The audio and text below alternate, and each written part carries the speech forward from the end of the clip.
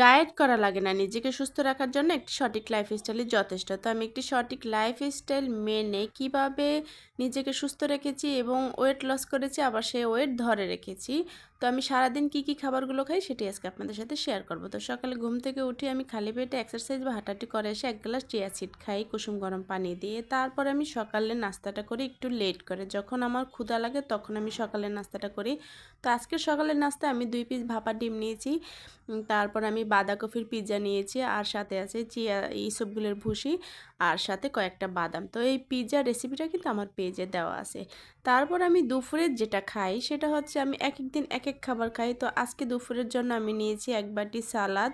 এটা হচ্ছে আমলকির সালাদ, এটাও আমার পেজে দেওয়া আছে। সাথে নিয়েছি ২ পিস রুই মাছ, কবুতরের মাংস, অল্প করে ভাত নিয়েছি। তো আমাদের যেটা করতে হবে সেটা হচ্ছে আমি যেভাবে আর কি চলে এসেছি সেটা হচ্ছে আমি বাহিরের প্রসেস ফুড, ফাস্ট ফুড, শর্করা জাতীয় খাবার, চিনিযুক্ত খাবার একেবারেই কম খাই। বাহিরের কিছুই আমি খাই না। আমি যাই খাই ঘরোয়াভাবে রান্না করে খাই, সরিষার তেল দিয়ে, ঘি বা বাটার দিয়ে। তো এগুলা দিয়ে আমি রান্না করে এইসব খাবারের ভিতর আমি সীমাবদ্ধ থাকি। তো বিকেলের নাস্তায় আমি আজকে একটা মজাদার চা নিয়েছি, দুধ চা। এটা হচ্ছে বাদামের দুধ চা, আর সাথে আছে বাদাম। এই বাদামের দুধ চা রেসিপিটাও কিন্তু আমার পেজে দেওয়া আছে।